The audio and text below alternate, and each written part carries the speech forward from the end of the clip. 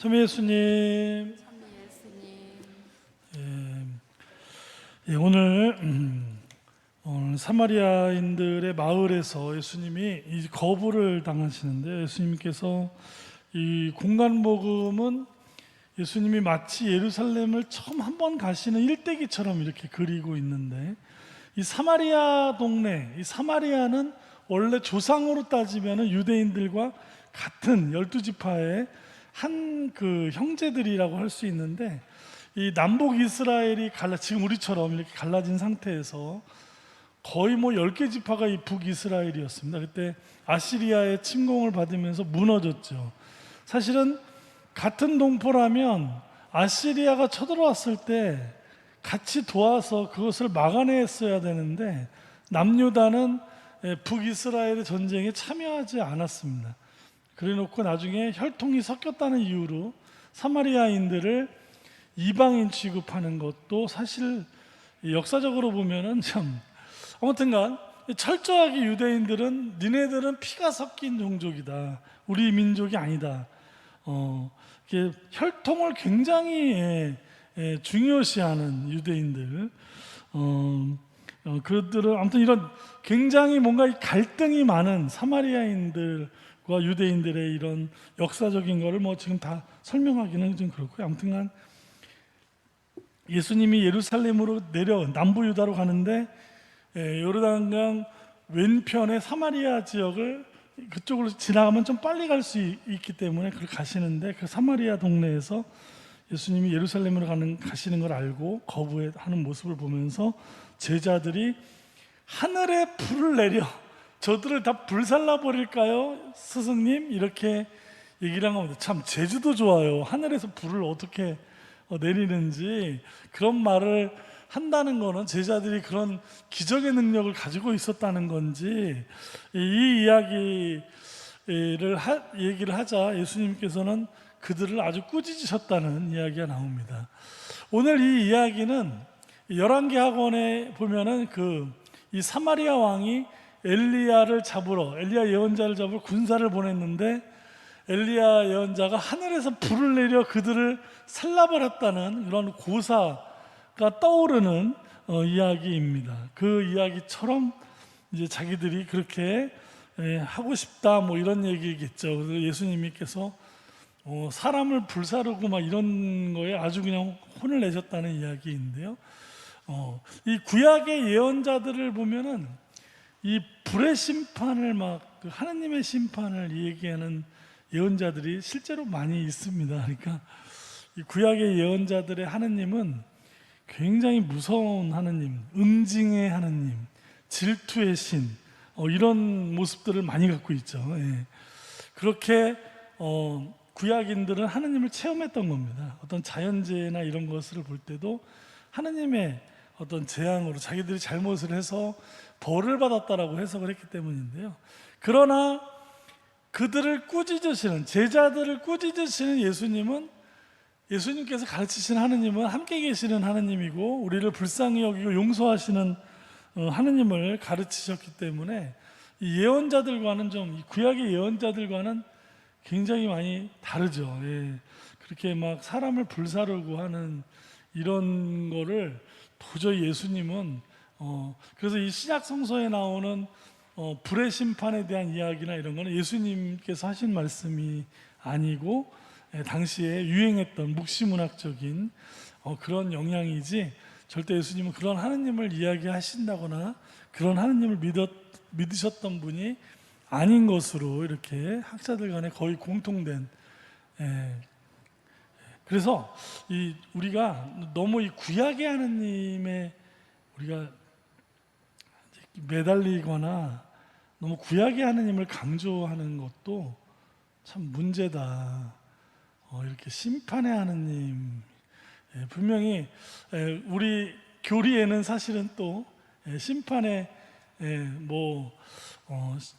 심판론이 있죠. 사심판, 공심판에 대한 옛날 교리가 있고, 상선벌학이나 이런 교리가 있죠. 4대 교리 안에 들어와 있지만, 이 성서의 예수님은 조금 다를 수 있습니다. 이 성서와 교리가 완전히 이퀄이냐 이게 어렵습니다. 사실은 성서는 또 성서의 세계가 있고, 이 교리가 성서에 근거는 하고 있지만 교리가 100% 성서하고 맞느냐? 왜냐하면 이 성서는 여러 가지 해석의 여지가 굉장히 많이 있는 것이 있기 때문에 이 교리는 성서에 근거하지만 성서가 곧 교리고 교리가 곧 성서냐? 이건 좀 다른 문제. 그럴 수 없는 부분이 있죠. 자, 오늘 이사야서에는 이런 말씀이 있죠. 이거 참 아름다운 시 같은 말씀인데 우리 한번 같이 읽어볼까요? 자, 우리 천연성체 우리 친구들 한번 화면 보고 같이 한번 신문영 같이 읽어보겠습니다. 시작. 비와 눈은 하늘에서 내려와 그리로 돌아가지 않고 땅을 적시어 기름지게 하고 싹이 돋아나게 하며 씨 뿌리는 사람에게 씨앗을 주고 먹는 이에게 양식을 준다. 이 비와 눈이 하늘에서 내려 이 땅을 적시고 기름지게 하고 수많은 열매를 맺어서 양식을 주는 것처럼 이 예언자 이사야가 하는 말입니다. 내 얘기도 되돌아오지 않고, 하느님의 말씀을 전하는 분이니까요, 하느님의 말씀도 그냥 그렇게 되돌아오지 않고 저 비처럼 이 세상에 내리는 빗방울이 수많은 열매를 내듯이 예언자의 입에서 나온 하느님의 말씀, 이 말씀도 결코 그냥 돌아오지 않는다. 이 세상은 이 세상을 살리는 빗방울처럼 그렇게 하느님의 사랑도 그렇게 우리를 생명을 살리는 말씀이라는 이야기를 이 이야기를 예수님께서 그렇게 하느님을 가르치셨죠. 오늘 이 목마른 대지, 특히 이 케냐라는 곳에 굉장히 한 60년 이렇게 엄청난 지금 가뭄 중에 있으면서 특히 뭐라 그러죠? 이 지금 자연재해가 너무 심한 저기에 이 포크포크라는 유튜브에 아마 보신 분들이 있을 겁니다. 이 농사를 무슨 강낭콩 농사를 짓는 패트릭이라는 이 원주민이 이 물 장사가 잘 되는 거죠. 너무 가뭄이 심하니까 사람들은 다 물 장사로 이렇게 돈을 버는데, 이 사람은 농사 지어 갖고 번 돈을 갖다가 하루에 1만 리터죠. 엄청 큰 트럭을 끌고선 그 목말라 죽어가는 동물들을 위해서 아프리카 자기 고향 땅에 세렝게티, 전 세계 최고의 그 동물 자연 공원이죠. 국립공원이죠. 거기에다가 매일 70km, 700km를 가갖고 1만 리터의 물을 그냥 동물들 먹으라고 해서 한 40%의 동물을 살렸다고 합니다. 나중에는 이제 병이 오고 막 이래서 그때도 그런 얘기가 나오는데 짧습니다. 한 2분짜리인데 한번 보시면서 제가 강론 마무리 같이 지을까 합니다.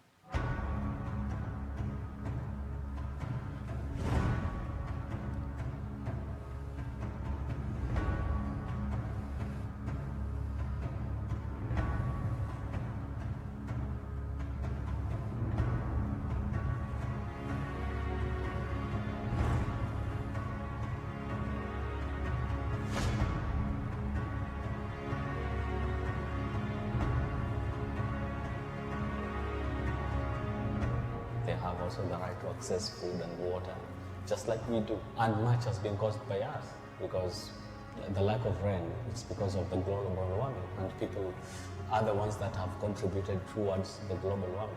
So the animals are innocently in the world, and they just get the repercussions of what we are doing every day.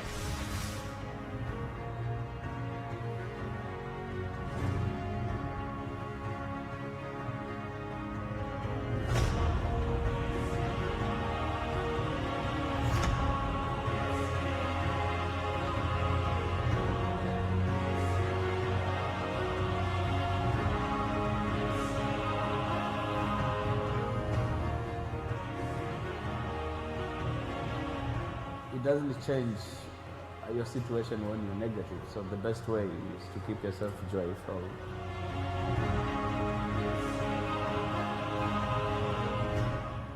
people to get awareness that the drought that we are facing now, we caused it ourselves, and we can as well solve it by ourselves. I feel great when I see them, they are not thirsty, so I feel so much fulfilled within me, because that is my ultimate goal, that all animals be safe.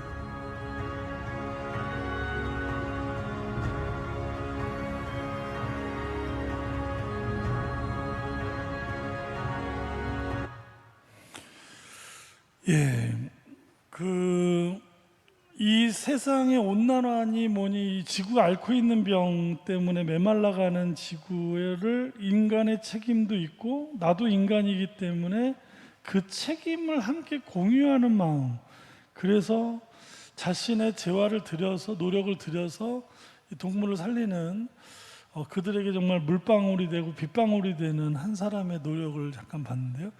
이 루카복음 12장 27절에 나리꽃들이 어떻게 자라는지 살펴봐라. 그것들은 애쓰지 않고 길쌈도 하지 않는데, 그러나 솔로몬도 그 온갖 영화 속에서 이 꽃 하나만큼 차려입지 못하였다. 다 아시죠? 이 루카복음 12장의 말씀. 이 세상은 아무리 이 세상이 권력자라 하는데 솔로몬 최고의 유대인들의 그 화려했던 시절의 임금도 저 나리꽃만큼 예쁘게 차려입지 못하였다. 이 세상이 얼마나 아름다운가에 대한, 하나님의 창조가 얼마나 아름다운가에 대한 이야기를 하는데, 그 아름다운 창조 안에 우리가 잊지 말아야 될 거는 또한 인간도 아름답다는 것입니다.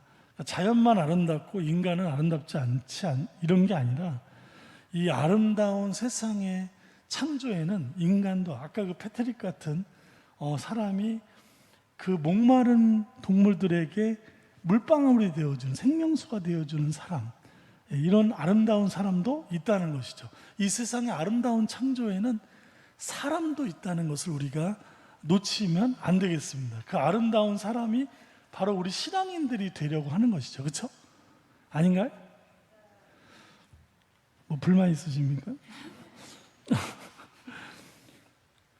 사람이 뭐 몹쓸 짓을 해서 우리가 망가뜨렸을지 몰라도 또 거기에 희망을 주는 사람은 또 사람, 우리 인간 역시도 하나님의 아름다운 창조다. 그래서 오늘 함께 지금 이 말씀을 묵상하면서 이 아름다운, 참 아름답게 만드신 이 세상, 우리가 정말 그 하느님 아버지의 아름다운 창조 안에 우리도 있고, 우리가 어쩌면 이 병들고 힘들어가는 세상에 마지막 한 방울의 물은 어쩌면 예수님을 따르고 하느님을 따르려는 우리 신앙인들이 그 한 줌의 물방울이 되어야 되지 않을까라는 그런 마음으로 오늘 이 밤 수많은 별들처럼 우리들 마음 안에도 하느님의 깊은 사랑들이 반짝이고 뭔가 세상에 생명을 주는 물방울이 되는 밤, 그런 밤이었으면 좋겠습니다.